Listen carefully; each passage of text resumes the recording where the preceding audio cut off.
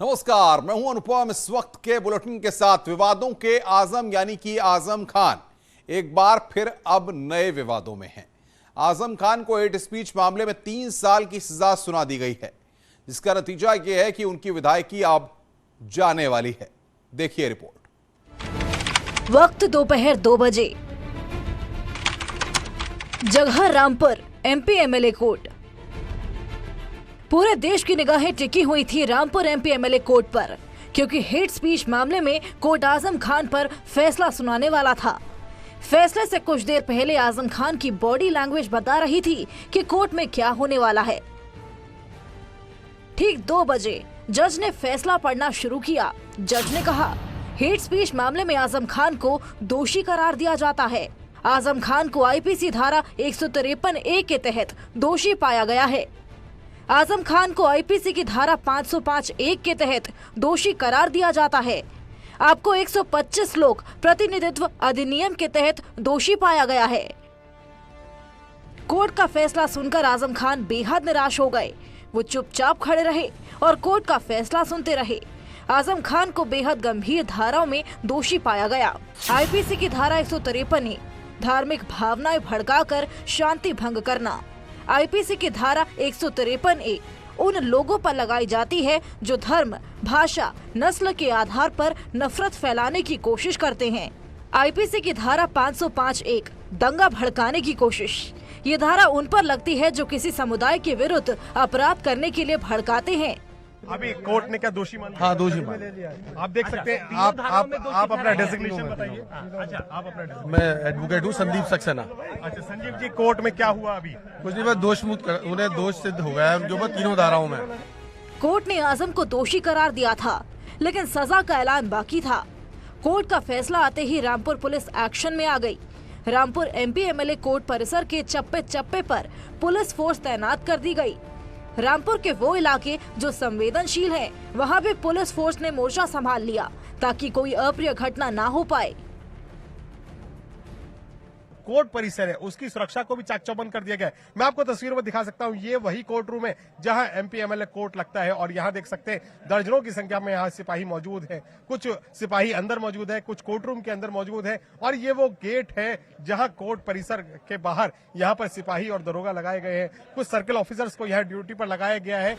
दरअसल रामपुर के मिलक थाने में आजम खान के खिलाफ एफआईआर दर्ज की गई थी, जिसमें आजम खान पर आरोप लगाए गए थे कि आजम खान ने 2019 चुनाव में हेट स्पीच दी, मोदी और योगी के खिलाफ अपशब्द कहे, रामपुर के डीएम को अपशब्द कहे, बयान से संभावनाएं भड़काने की कोशिश की, दंगा भड़काने की कोशिश की।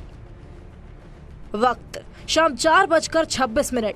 कोर्ट ने आजम खान पर सजा का ऐलान कर दिया। जज ने सजा का ऐलान करते हुए कहा, आजम खान को 3 साल की सजा सुनाई जाती है। तीनों धाराओं में 25,000 का जुर्माना लगाया जाता है। 2019 से जो ये मामला चल रहा था, इस मामले में आजम खान दोषी थे और आज इसमें ऐतिहासिक फैसला आया है।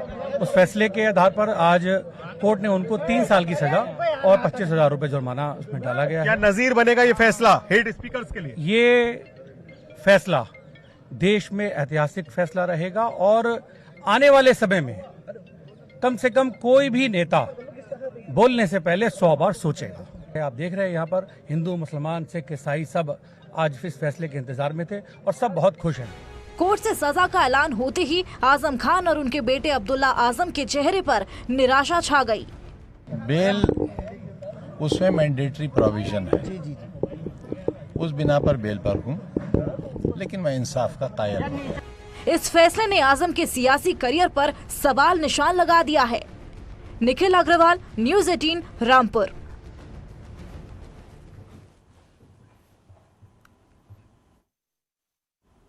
जब आजम खान आज कोर्ट जाने के लिए निकले तो उनके चेहरे पर चिंता थी, और जब वो कोर्ट से बाहर निकले तो चेहरे पर थी परेशानी। हम आपको दिखाते हैं गुनाह आजम की पूरी कहानी।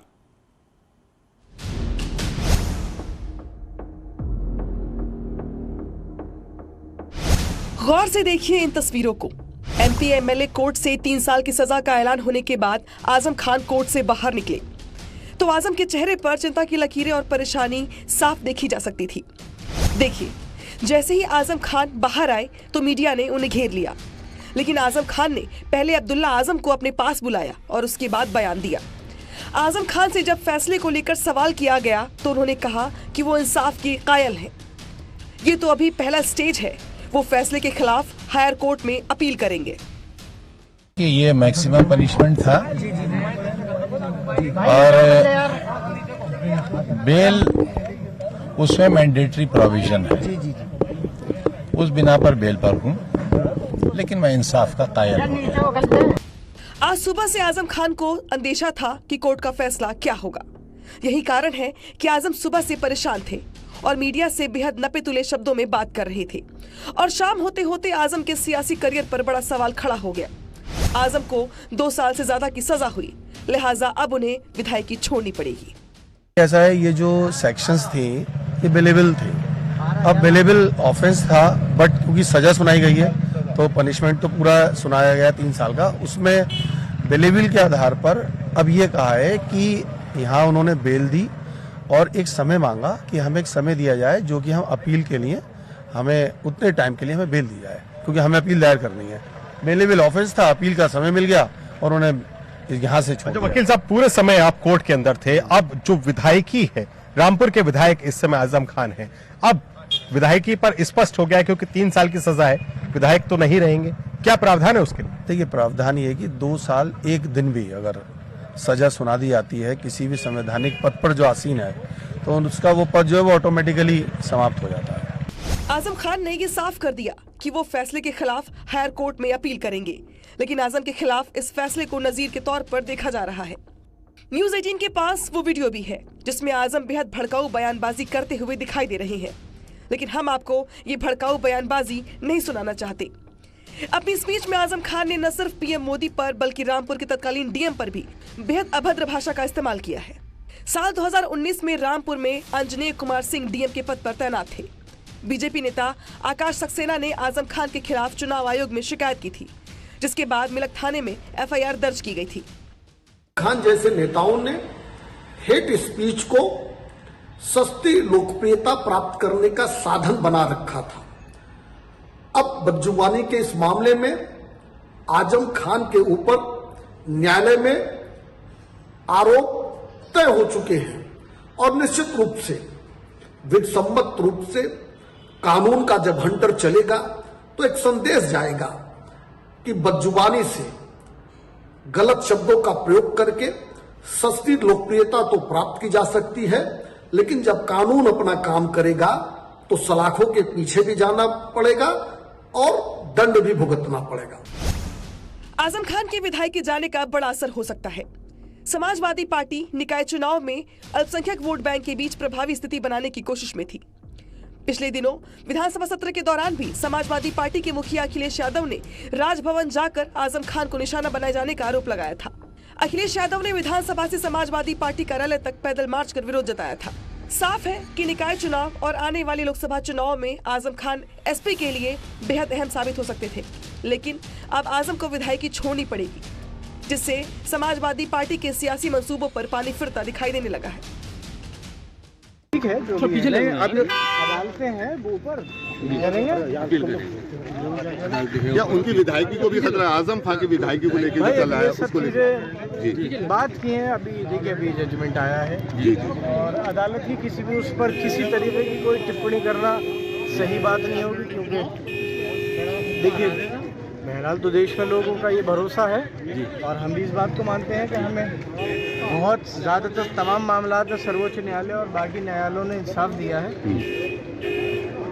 लड़ाई लंबी है, ठीक है, लड़ाई लंबी है, कोई बात नहीं है, जो एक लीगल प्रोसीजर है उसे फॉलो करेंगे। आजम खान को हिरासत में ले लिया कोर्ट में क्या? ये आपके सामने कौन है?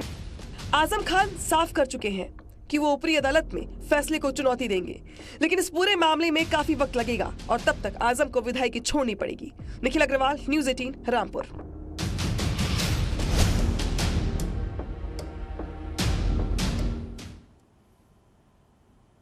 आजम खान पर कोर्ट के फैसले का बीजेपी के विधायक सिद्धार्थनाथ सिंह ने स्वागत किया। उन्होंने ट्वीट कर लिखा है कि आजम खान की अभद्र भाषा का अदालत का फैसला एक मील का पत्थर साबित होगा और लोगों के लिए एक निवारक के रूप में काम करेगा जो राजनीति में अभद्र भाषा का इस्तेमाल करना चाहते हैं। तो सिद्धार्थनाथ सिंह ने यहां पर यह ट्वीट किया है, इसमें उन्होंने साफ तौर पर लिखा है जो राजनीति में अभद्र भाषा का इस्तेमाल करना चाहते हैं। आजम खान की अभद्र भाषा का अदालत का फैसला एक मील का पत्थर साबित होगा। यह फैसला उन लोगों के लिए एक निवारक के रूप में काम करेगा जो राजनीति में अभद्र भाषा का इस्तेमाल करना चाहते हैं। तो सिद्धार्थनाथ सिंह ने यहां पर ट्वीट किया है इस मसले पर। आजम खान के मसले पर सिद्धार्थनाथ सिंह का ट्वीट यहां पर सामने आया है जो हम आपकी स्क्रीन पर आपको दिखा रहे हैं कि ट्वीट यहां पर सिद्धार्थनाथ सिंह ने किया है। आजम खान के सियासी करियर पर अब सवाल खड़े हो गए हैं। अब ऐसे में विधायकी आजम खान को छोड़नी पड़ेगी।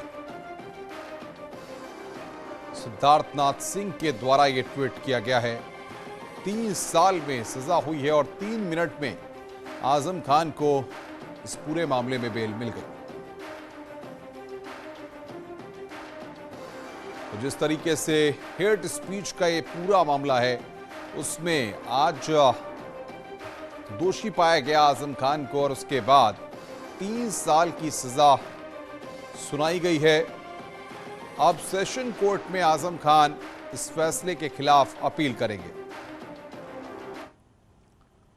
स्वागत है ब्रेक के बाद। बाबा केदार और यमुनोत्री के कपाट आज बंद हो गए। पूरे रीति रिवाज के साथ बाबा की पूजा अर्चना की गई और फिर बाबा केदार की डोली ऊखीमठ के लिए रवाना हो गई।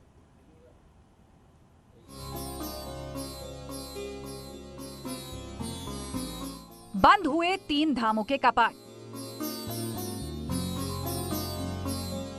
26 अक्टूबर को बंद हुए गंगोत्री धाम के कपाट। 27 अक्टूबर को बंद हुए यमुनोत्री धाम के कपाट। 27 अक्टूबर को ही बंद हुए बाबा केदार के द्वार। अक्षय तृतीया के मौके पर 3 मई 2022 को 4 धाम यात्रा की शुरुआत हुई और अब शीतकाल के लिए चारों धामों के कपाट बंद हो रहे हैं। सबसे पहले 26 अक्टूबर को गंगोत्री धाम के कपाट 12:01 पर बंद हुए। फिर 27 अक्टूबर को सुबह 8 बजे के बाद बाबा केदार के कपाट बंद हुए और इसके बाद भगवान केदार की डोली ऊखीमठ स्थित ओंकारेश्वर मंदिर के लिए रवाना हो गई। वहीं बाबा की पंचमुखी डोली आज फाटा में रात्रि विश्राम करेगी और कल गुप्तकाशी के विश्वनाथ मंदिर में डोली का रात्रि विश्राम होगा। वहां से 29 अक्टूबर को पंच केदार गद्दी स्थल ओंकारेश्वर मंदिर ऊखीमठ पहुंचेगी बाबा की डोली, जहां ओंकारेश्वर मंदिर में ही बाबा के शीतकाल में दर्शन हो सकेंगे। अब अगले 6 महीने तक तो दर्शन हो ही नहीं पाएगा। हमारा भी फर्स्ट टाइम था, बहुत बढ़िया रहा, बहुत अच्छा सफर था, बहुत जय बोले। ऋषिकेश से आए हो, आपकी जटाएं भी मुझे बहुत खूबसूरत नजर आ रही हैं। धन्यवाद। कितना टाइम लगा इनमें? ये मैं लगवा रखे हैं। अच्छा, लगवाए हुए हैं आपने। ये बताइए, बाबा केदार के दर्शन करके और अब तो 6 महीने तक दर्शन हो नहीं पाएंगे, तो अभी डोली भी यहाँ से चली गई है, अब आप लोगों का क्या प्लान है? हम लोग अभी पहले थोड़ी वीडियो शूट्स करेंगे अपना काम करके, फिर हम लोग नीचे जाएंगे। नीचे चले जाएंगे। तो डोली के साथ नहीं गए आप लोग? हम लोग पैदल नहीं, मतलब मम्मा और दीदी हैं तो वो लोग पैदल, हम लोग तो चले जाएंगे और कुछ नहीं है। अभी देखते हैं हम लोग कैसे। अच्छा, और आप तो काफी टिकटॉक्स भी बनाती हैं, आपके वीडियोस भी हमने देखे हैं। ये बताइए, इस बार क्या कुछ प्लान है? प्लान तो बहुत कुछ है इस बार। अभी ऐसा था कि लास्ट डे आए तो दर्शन होंगे नहीं होंगे, बट हाँ डोली देख ली, बहुत अच्छी बात है। ये कह रहे हैं कि पैदल चलकर आए, कहाँ से आए हैं? पैदल चल? दिल्ली से पैदल चल के आए जी। पूरा यहाँ तक? पूरा यहाँ तक, पूरे भारतवर्ष की पैदल यात्रा के लिए। अच्छा, यहाँ आने में कितने दिन लग गए? मुझे तो यहाँ मतलब ऋषिकेश से आने में 3 तारीख से अभी तक समझ लीजिए, तो 1 महीना समझ लीजिए। अच्छा, तो हर जगह जाते हैं आप ऐसे? पूरे भारत घूम रहा हूँ मैं पैदल। अच्छा। यमुनोत्री धाम के कपाट भी 27 अक्टूबर को अभिजीत मुहूर्त में दोपहर को बंद हुए। अब अगले 6 महीने तक मां गंगा, मां यमुना और बाबा केदार शीतकालीन प्रवास पर रहेंगे। कपाट बंद होने से पहले तीर्थ पुरोहितों ने विधि विधान से पूजा अर्चना संपन्न करवाई। इस बार 4 धाम यात्रा पर रिकॉर्ड संख्या में श्रद्धालु आए।